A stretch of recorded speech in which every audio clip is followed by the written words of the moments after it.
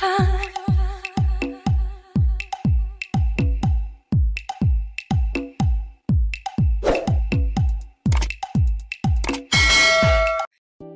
everybody! Welcome back to my channel. My name is Jenny and ang knowledge sharing po natin today is about the Shopee Fast Shipping Program. Umpisahan natin ngayon by asking a question. Ano nga ba ang Fast Shipping Program na to ng Shopee? Well, this program will be launched starting April 1, 2024. Actually, kasabay nito yung commission fee rates update.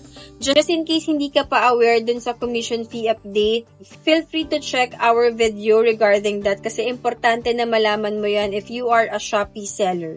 So, going back with the Fast Shipping Program, ito po yung new program ng Shopee to support us, local seller, by recognizing the outstanding shipping performance. Ibig sabihin, ito yung mga seller na mabilis mag-arrange at mag-ship ng orders sa kanila.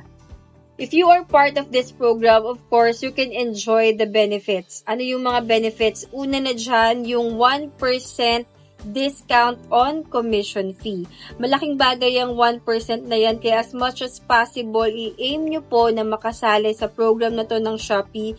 Especially na ngayon, meron na namang update sa commission fee rate. So, pataas ng pataas. Kaya make sure to maximize this kind of benefit. 1% is still 1%. Sayang yung 1%, kaya kailangan i-avail natin yan as seller. Next benefit is the Fast Shipping Badge. So once you become part of the Fast Shipping Program, magkakaroon yung shop nyo or yung product nyo ng Fast Shipping Badge. Actually, para sa akin, para siyang additional marketing benefits na rin. Kasi kapag nakita yan ng customer, compare sa mga seller na walang fast shipping badge, of course, mas malaki yung chance na sa shop nyo sila mag-place ng order. Alam mo naman mga customer, excited yan na makuha yung orders nila, 'di ba? Kahit naman ikaw, kahit ako, na-amaze ako pag sobrang bilis ng shipping ng ino-order ko. Plus points talaga yan sa sellers, and you will also receive good rates and reviews coming from your customer. And then another benefit is the fast shipping shortcut filter. If you are a frequent buyer sa Shopee, for sure ako familiar ka dyan sa shortcut filter na yan. So, idadagdag yan ng Shopee, yung fast shipping shortcut filter, wherein kapag sinelect yan ng buyers, automatic ang lalabas lang na shop or products are those na merong fast shipping badge. So, kung wala yung badge mo niyan, kahit mataas yung reviews ng iyong shop or ng product mo, hindi yan lalabas kasi nga naka-filter yung ginawa ng buyer. Then last but not the least, sa benefits ng fast shipping program is yung listings inclusion in fast shipping collections page. Actually, applicable to para sa mga top sellers with local orders and listing. Automatic sa collection page, magpa-pop up doon yung kanilang mga products as well as yung shop nila if meron silang fast shipping badge. Next question, paano ka naman magiging part ng fast shipping program na yan ng Shopee? First requirement or criteria nila is of course you have to be a local seller. And then second criteria nila, kailangan na ship out mo at least 95% of your orders created from 4 p.m. of the previous day up to 4 p.m. of the current day within the same day. Para mas maintindihan natin kung paano ba kinakalculate yung duration para matagka as fast shipping, kinuha ko tong illustration coming from the Shopee Seller Education Hub. So, mag-sample tayo ngayon. So, sample tayo ng first order natin. Merong umorder sa atin kahapon. Ayan, kahapon ng 4 p.m. So, pumasok yung order ng 4 p.m. And then, meron tayong time ngayon from 4 p.m. yesterday until 4 p.m. today na i-arrange yung kanyang order. And then once na ma-arrange natin yan, automatic, dapat ma-ship din natin yan the current day until 9 p.m. Kasi yung mga couriers ngayon sa Shopee, they have a maximum pickup time until 9 p.m. every day. Unless merong announcement na magbabago ng schedule. But every day, they can pick up until 9 p.m. So, ganoon nag-work yung fast shipping. Kumbaga, kailangan kapag pumasok yung order, as much as possible within the day, ma-arrange mo siya at mapapick up mo siya. Pero kung pumasok naman siya ng late, katulad nung sample natin dito, pumasok yung order ng 4 p.m. ng hapon. Siyempre, kung ikaw seller, magpapak ka pa and everything, or uwian na ng mga tao mo, hindi na aabot ng within that day, diba? Kaya merong allotted time na binigay si Shopee na if pumasok yan ng 4 p.m. onwards, meron ka namang hanggang the next day until 4 p.m. para i-arrange yan at ma-ship mo rin yung item within that day. I hope medyo malinaw ko siyang na-explain sa inyo, pero if not, feel free to ask questions sa ating video and check this illustration. For sure ako maintindihan nyo naman siya. And then last requirement or criteria to become part of the fast shipping program, of course, dapat wala po kayong penalties both sa NFR. NFR stands for non-fulfillment rate. LSR naman is late shipment rate. So, dapat wala po kayong penalties sa mga yan.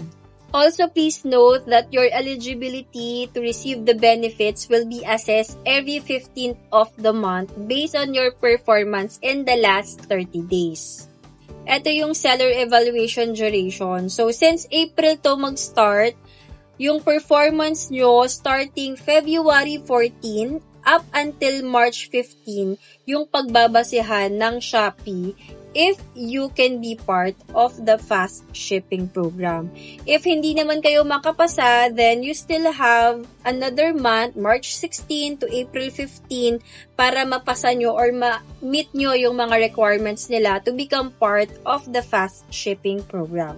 Next question, paano mo naman ngayon malalaman if kasama ka na sa fast shipping program? So, syempre, merong notification kayong marireceive niyan, automatic, kapag kayo ay nakapasa or na-meet nyo yung requirements ng Shopee related to this program, marireceive nyo yan sa inyong seller account.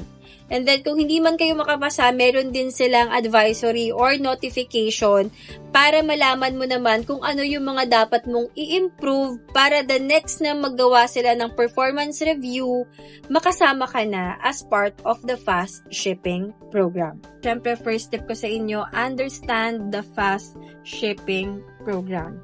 Actually, hindi lang kayo.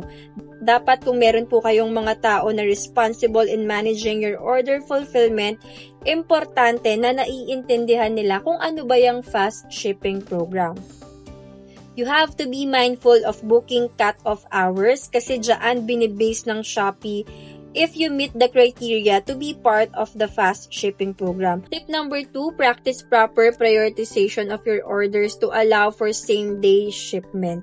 Under nito, syempre dapat you are doing your regular inventory para maiwasan yung delay in fulfillment at yung mga cancellations.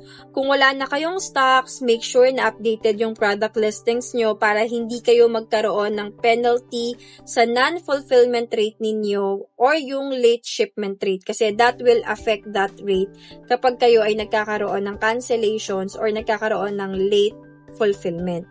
Since isa ito sa mga criteria ng Shopee, dapat aware kayo na laging on time yung inyong fulfillment. Next is utilize the mass shipping feature. You can arrange all the orders in just one click para naman mas efficient. Next is prepare single item order first. Maximize nyo po yung paggamit ng filter sa mass ship page ng Shopee kung saan pwede nyong i-filter lahat ng orders with single item para ma-priority nyo ang pag-prepare and again, to make the process organized and easier. And para sa akin, para din maiwasan nyo yung pagkakamali sa pagpapack ng orders. Kasi minsan, na-overlook yan ng mga tao or even tayo as a seller kung tayo yung gumagawa ng packing kapag meron ba siyang kasamang iba pang item. Kaya to make sure na hindi kayo malito at ma-organize nyo, utilize nyo po yung prepare single item filter available sa mass ship page ng Shopee. Also, available din doon yung pag-arrange ng order in batches. Isang click nyo lang, pwede nyo pong i-arrange lahat ng orders niyo. And then, keep best-selling items near the fulfillment area.